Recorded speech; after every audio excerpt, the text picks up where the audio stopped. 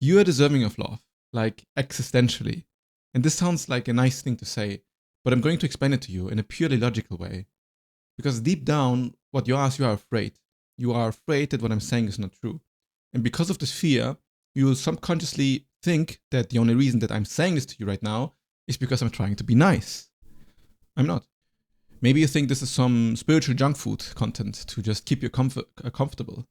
And you think that real authentic love is this like every very human emotion thing. But no, real love is not comfortable at all. That's the problem. It actually kills you. There's an existential truth that all philosophy is just after the same pointer. And it's the same pointer that all religions have been looking for. And it makes the nature of existence being love objectively true. Not as some perception, not as some philosophical idea, but actually. That's when religions talk about God or love's infinite God or whatever. But I'm going to give you a more logical argument than this. So, first, let's define what love even means. Because the love that I'm talking about is clearly not the same as the petty human love. Humans are very bad in understanding what love actually is. Because they think it is some emotion and not something that could possibly be outside of humans or something that is in nature of reality itself. This idea already trips a lot of people up. And it's because we think that reality is actually caused by the brain, or that, yeah, that reality is somehow some external thing we never have access to. But that's not how reality works, and that's not how love works. So I'm going to give you a very simple definition. Love is the desire to be. When you want something to exist, you love it. You want to protect its integrity, like how I want to protect my cat from harm, or like a parent wants to protect a child. It's this instinct towards existence that is benevolent, that appreciates things for how they are. And there you can see the first hint, right? You can get the first taste of what love really is. Because love is the desire to be. And this becomes very obvious when you look at the flip side of love. Hatred is the desire to destroy. Hatred is a rejection of something, not wanting something to exist. It's the other side of the coin. It's the repulsion to the connection. Like how you hate to wake up on Monday mornings when you really don't want to go to work and you wish it wouldn't be the way that it is. Like whenever something feels like shit, somebody treats you badly, or just the state of the world, well, then as a human, as an ego, we say, this is repulsive. I hate existence. Why has it to be like this? So it's the opposite. And love is an embracement of existence.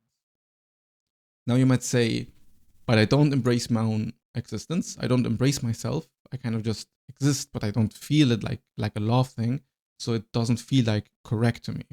I'm often so tired of being myself, so I don't love myself. And these feelings are real and valuable, and you shouldn't dismiss them. Whatever parts of you hates yourself should be deeply investigated, because this is where it all lies. Yet no matter what you think about yourself or reality, it exists. And the fact that anything exists at all, me personally, I always thought that this is kind of weird. It made me go crazy.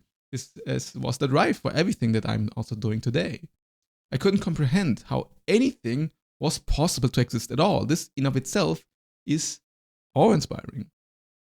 It fascinated me so much to see that existence comes out of seemingly nothing at all that it took me so long to realize what the nature of it all is. But what is happening is that the universe has a desire to be.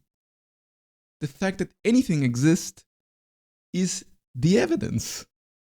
The fact that anything is, like the quality of isness, is love. Reality is a giant affirmation of self-acceptance without any conditions. Reality has set no limit to itself, to what it can be. When you wonder why so many bad things are happening in this world, well, this is because the ego in the separate self wants to put limit on things. But just things being what they are and then accepting that, this is what unconditional love looks like. There's no differentiation between one thing that should exist and one thing that shouldn't exist. Not from the highest perspective. Everything we think about as being evil is just our own personal bias. We want to survive and we don't want to die. We want to have more resources for ourselves than for somebody else because we have like this elusive perspective that we are somehow the center of the universe.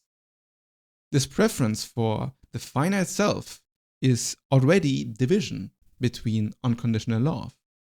Because to be truly fully loving as a human, like to completely be fully loving, would obliterate your boundaries into the endless universe. You would die.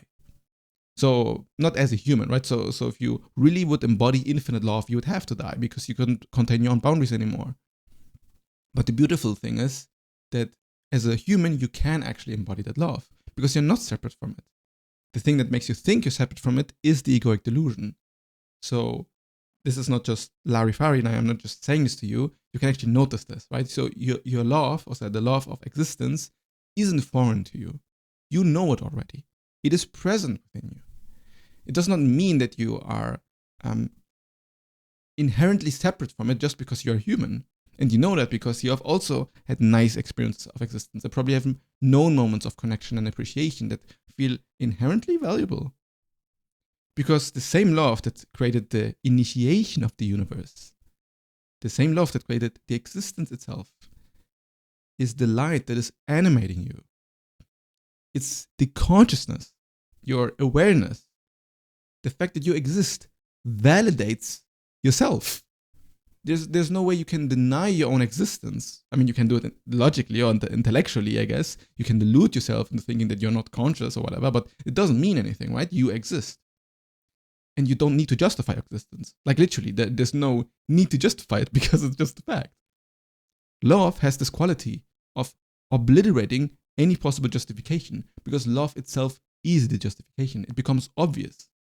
When you see a firstborn child and you sense the love of becoming a dad, for example, and then witnessing your child being born, so many people say, like so many parents say that it's such an incredible experience and so awe-inspiring.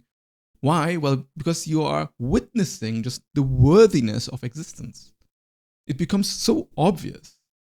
Like you would never look at a baby and just deny its existence. You try to protect it. Now you might say, well, the universe doesn't really have a desire to be, right? So the universe has no desires. It's a dead object. It has no feelings, no intentions, and no emotions. So when you say love is a desire to be and you apply it to like the metaphysical universe or whatever, this feels kind of like a stretch because the universe doesn't really have desires. Are you certain about this?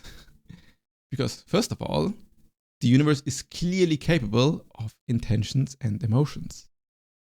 That's clearly evident because you're here, right? So feeling, thinking, and deciding what you want to do with your life is something the universe is capable of. So at least to you, the universe clearly is conscious and capable of love. But this argument is actually stronger than you might give it credit for, because if you say that the universe doesn't have desires, well, what you're actually doing is you're denying your own desires. You're actually acting as if you are separate from the universe, which is delusional. It makes zero sense. How could you possibly not be inside the universe? The universe is much a part of you as you are a part of it. So when I say desire to exist, I'm not just talking about human desire, right? I use like a stronger word would be saying will. There's like a will in things. The universe has a will to exist. Maybe this might be a little bit better for you. Maybe it doesn't seem that aggressively human as the word desire. Maybe it helps you to conceptualize it this way. But here you might still say again, no, it's not a will. It's just an accident. The universe is a giant accident, and now we're just here like that. But now what you're doing is you're putting your own filter onto reality. What is the difference between will and an accident when talking about something so fundamental like existence? Remember, we're not talking about human ones or human accidents. We're talking about the nature of existence itself. Things on this very grounded, simple level just are. If you say this baby that was just born is just an accident, well, you're putting a filter onto something that has no filter at all. I mean, maybe the baby was actually an accident. This complicates things a little bit, I admit. But you can say, but are you not putting a filter onto reality when you say the universe is love? Isn't this a very human way of looking at love? Well, no. Love isn't human at all. Love is precisely that which is truly transcendent. When you feel genuine love for something, there's nothing human about it. It is also not logical, right? It is self-sacrificial. Love is a giving, a sharing without any personal gain. Like you want to share the connection itself. You give yourself for another. Like why would it make sense to do that? The same way you give yourself off, like if you do a craft with devotion, like you work on something that really matters to you, or you have a loving partner, or even if you just are having a nice night enjoying a video game, you merge into the experience of what you're enjoying. It's a human experience in the sense that it happens from a human, but it's not a human experience in the sense that it is life itself. You are embodying existence itself in all its infinite shapes and colors. There's something so awe-inspiring of reality that you intuitively grasp. It's this feeling you can get when you look at the night sky and you see all the stars above you. It feels so distant, also like it is so foreign to you, but at the same time, it feels like home. And then you can see this awe and this beauty in almost everywhere. Like there's no part of creation that pulses with the same wonder and intelligence. Each atom is a universe on its own. There's infinite amount to experience and to explore, and it is all shared with itself. Existence shares existence with itself. It's an endless strange loop. This is why it's said that love is infinite, because there's no limit to what can be dreamed of, what can be created. That's why this world is so crazy. In this nature of endless desire to be, this endless sharing is why this love is not human perception or some philosophical idea. It's something you can witness and embody every microsecond of your day. There's nothing that is separate from what I'm saying here. That's how whole reality is. That's how connected and united reality is. Your human awareness can notice all of this immediately, not as a concept. So there's this beaming light in your awareness that exists instead of not existing. So you must ask yourself, why? Maybe it's an accident. Maybe it's not. But another concern you might have might be, why is it infinite love? Why couldn't it be infinite hate? It sounds very much like wishful thinking to say the universe is made out of infinite love. Like it's just so positive that it cannot be true. It just must be wishful thinking. It just sounds like, why can we not just use the evil version then? Well, infinite hate can also be said to be real in some sense. As from the position of the ego, all that is not accepted is hateful. All that is a threat to yourself can be hated. But it's not actually the ground nature of reality, because hate happens in the space of limitation. It happens in the space of ego separation. When you are selfless, you become more loving. When you become selfish, you become more hateful. You can see that in this behavioral dynamic, there's just something very inherent, like in the way we exist and how this mechanic works. Like it is not just philosophy, that's how everything works. Those who are unhappy want to make others unhappy. They feel that they themselves don't deserve this love, so they'll say, you don't deserve this love either. And then they mistreat you, and they abuse you, and they make you feel like it is your fault. And those who are compassionate and empathetic naturally see this love everywhere. Reality is that which has no limitation. Therefore, it is the opposite of the ego. From the highest perspective, it is simply love because there's no rejection of anything. It is whole. It is complete. It is. Understanding this on this intellectual level can help you to gain clarity about how life works, how you yourself work. You can see this dynamic play out everywhere. Ultimately, love and hate are two sides of the same coin. What you want to figure out is how can you be more loving throughout your life, be more accepting of who you are and everything you engage with reality, as it is. That's really the entire goal of life. This way you'll be able to be 100% authentic to yourself. You'll feel comfortable in your own skin and you'll know what you have to do. You notice that whatever circumstances made you into the person you are now, well, these circumstances are simply just facts. They are as much in is as anything else. So you can't ever be anything else but what you are, like definitionally. The only thing that you're doing is you're resisting it. You're acting as if there was another option. Therefore, since there is no other option, you are part of this infinite love as much as anything else. You are intimately interconnected because there's no hierarchy, no better or worse. You are one with existence. But not just intellectually, experientially. You can notice this oneness right now. It's all the self. Reality is whole. Reality is one. Everything you see is the reflection of yourself. It's only the ego that tries to manipulate and corrupt and separate you from what reality is. So you want to observe and notice where your ego lies. Be honest with it.